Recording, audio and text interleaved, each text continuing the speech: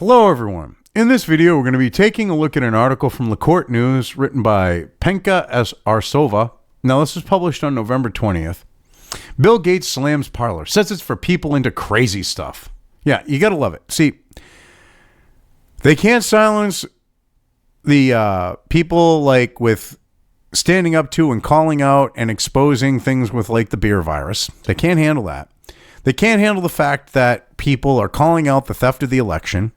Bill Gates, I'm sure, can't handle that because Joe Biden's going to be involved with him on the globalist thing. Going to be hand in hand. Well, more like the people that are keeping the senile old man going.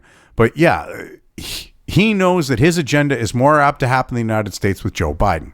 And because of the fact of what happened with the steel and the situation with the censorship going like beyond ridiculous at Facebook and Twitter and people moving to Parler, they're scared. The globalist elites are scared. The Democrats are scared. The legacy media is scared. They're all freaking out because they no longer have this large group of people, okay, on the reservation with the rest of them. They can't control the flow of information and by extension, these people's minds. And it scares the ever-loving shit out of them. It truly does. And Bill Gates is no exception.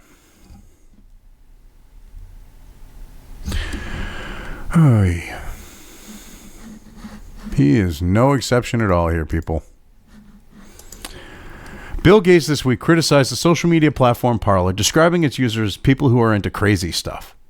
What he said, the billionaire Microsoft co-founder made the remarks during the New York Times Deal Book Summit on Tuesday. He said that Parler allows content that draws social media users who like crazy stuff. If you want Holocaust denial, hey, Parler is going to be great for you, he said. See, this is what's funny is he can't openly say, well, people are questioning everything that I'm saying about the coronavirus. They're questioning everything that's being said, by Fauci and everything else, and they're questioning the lockdowns, and they're questioning what we're doing, and they're questioning the fact that we want everyone to be forced to take a vaccine. That's what he's worried. That's what's really going on there. So he tries to deflect with this Holocaust denial bullshit. No one is really doing that over there at Parler, but hey, whatever. Why it matters. Parler has risen in popularity in recent months, especially after big tech companies like Facebook and Twitter started censoring claims of election interference.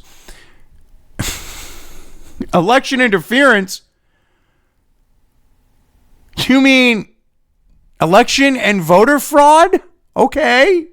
While this drew attention to the platform, it also attracted criticism.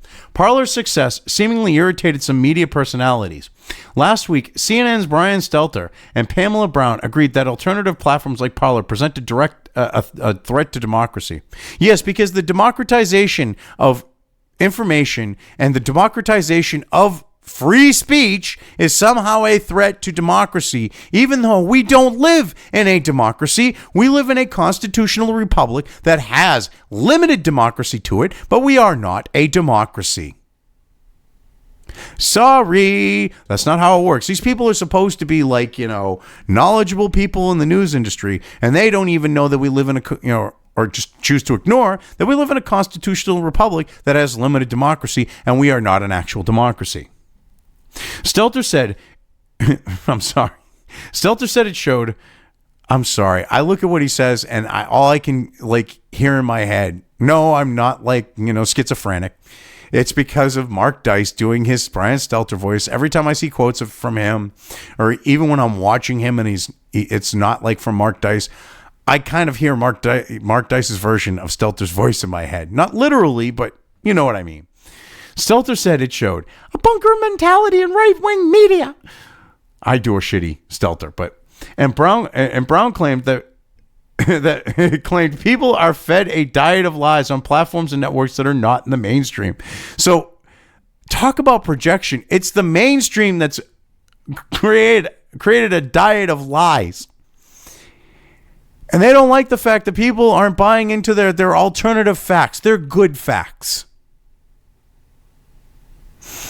Real 1984 levels of like delusion here. 1984 levels of like they think they matter. 1984 levels of thinking they are in control and they dictate how people should be thinking and what they should be believing and how they should be feeling and everything else. These people, seriously, are like delusional.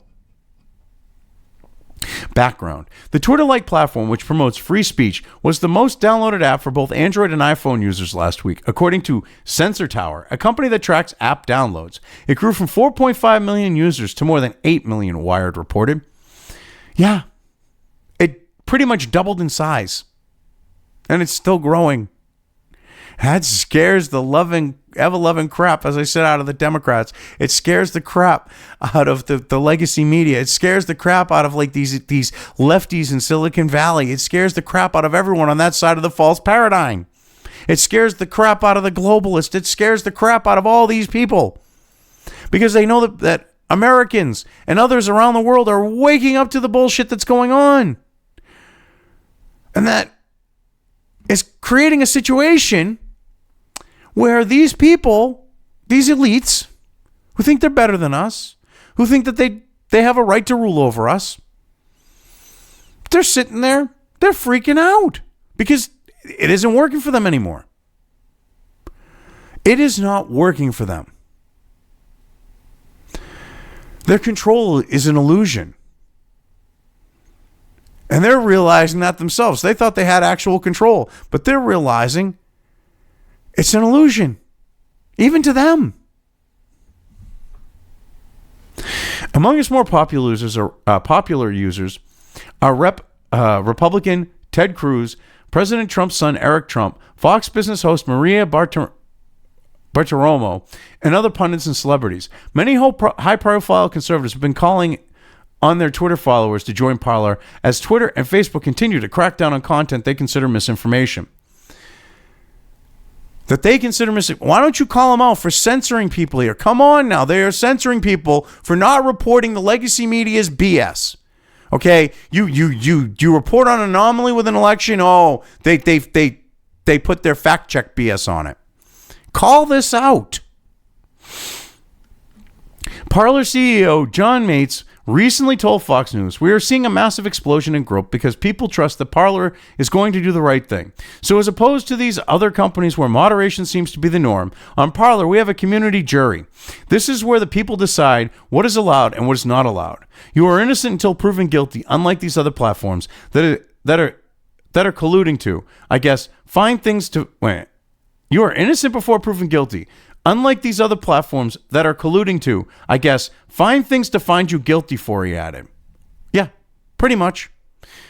And what's funny is they talk about like retroactively, like with Silicon Valley, they don't retroactively apply their TOSs, but they sure as shit do. It's just selective. Like when they want to like go after someone, they do it, and then say you upload a video, it's 5 years old. Oh, all of a sudden that video is running afoul of the terms of service that was perfectly acceptable before the change, and they nail you for it.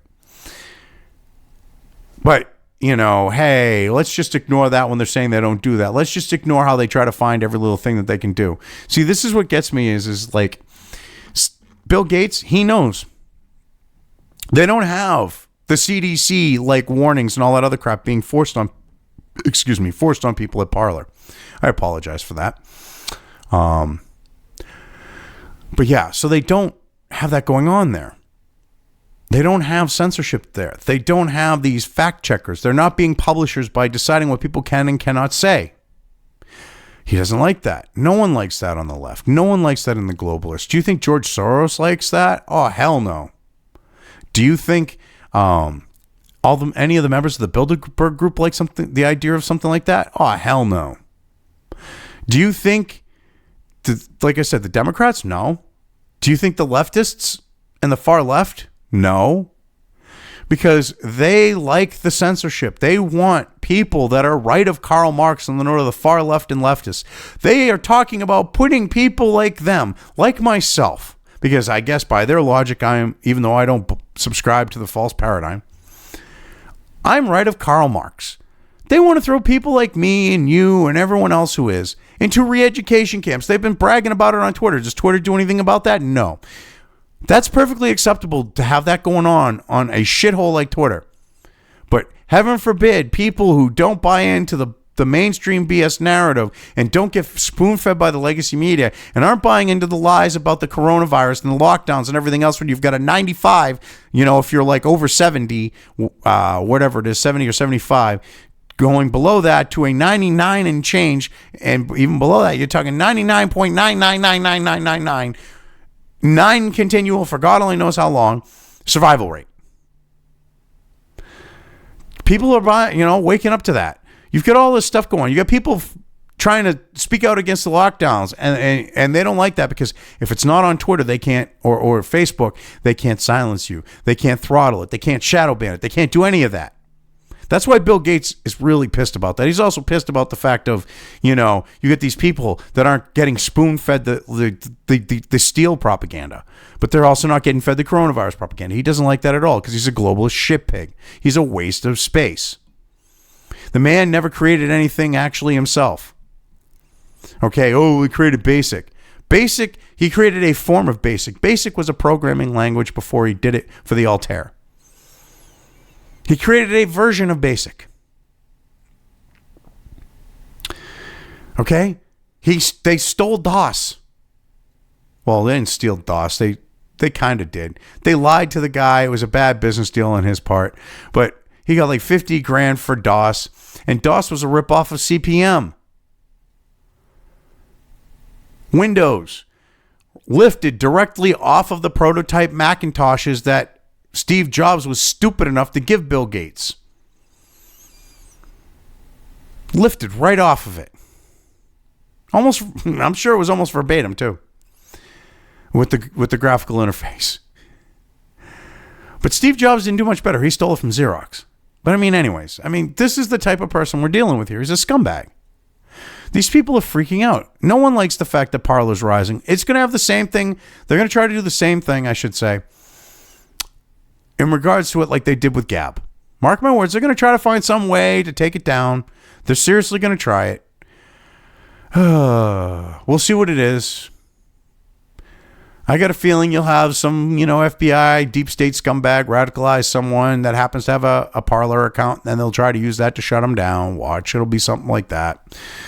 Because they really don't try to come up with anything original. That's what they tried with Gab. Yeah, but anyway, I've covered this well enough. I'm leaving things here.